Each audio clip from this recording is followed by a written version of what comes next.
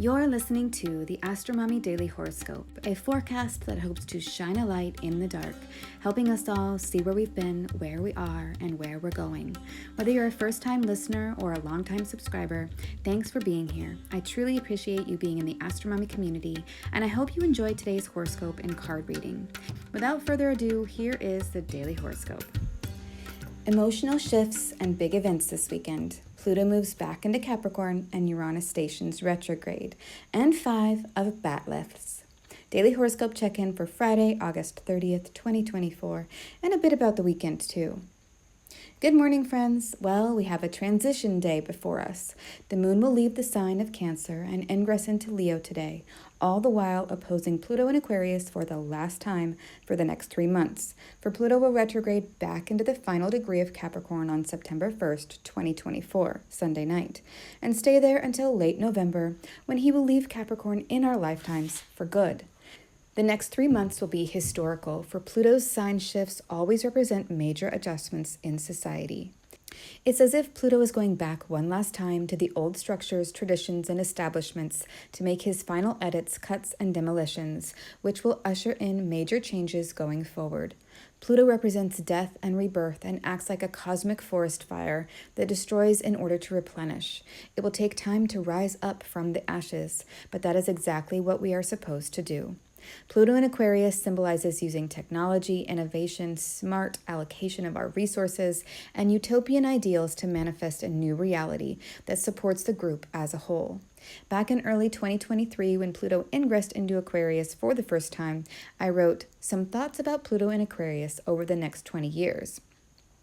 Which you can access by clicking the link there. I also wrote horoscopes for all 12 signs for Pluto in Aquarius, which you can read here as well. Pluto's transition from Capricorn to Aquarius, horoscopes for all 12 signs. It's a great weekend to revisit these old posts and refresh our memory of what is coming with this big change, especially since not only is Pluto moving back into Capricorn, but Uranus is stationing retrograde on Sunday, September 1st, 2024 as well. This means sudden, unexpected shifts, and we need to be prepared. So, head on over to my Etsy shop, Metaphysical Flamingo, and grab your Astro Prepper mug, t-shirt, and or sticker to tell the world how much you take this astrology stuff seriously. Okay, let's get into the astrology.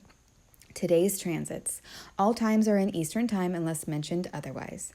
Early in the morning at 7:53 a.m., the Cancer moon formed a sextile to Uranus and Taurus, indicating that there is the possibility that something will disrupt the plans for the day, but be a pleasant and welcome surprise. This could also be a surprising feeling that you experience. By the late morning at 11:24 a.m., the moon in Cancer will make a trine to Neptune in Pisces retrograde, symbolizing good feelings, relaxation, feeling in tune with the universe, and the subtle aspects of nature, beauty, and spirituality. In the afternoon, the moon leaves the emotional and protective sign of Cancer and enters the flamboyant and gregarious sign of Leo at 1:09 p.m. The moon in Leo is a time to be more playful, childlike, and creative. I love having the moon in Leo over a weekend because it encourages relaxation, recreation, and fun, all things we need to recover from the work week and fill our cups back up to start again come Monday. And I do recommend that you generously fill up your emotional cups because Pluto retrograde enters Capricorn for the last time in our lives on Sunday night. Right after her ingress, the Leo moon will oppose Pluto in Aquarius retrograde at 1:13 p.m., representing that we will come face to face with our fears of survival as soon as we let down our guard. This could be a scary moment where we may feel emotionally vulnerable, but it could also be an empowering moment when we stand firmly in our authenticity and personal power, shining with as much inner radiance as we can muster.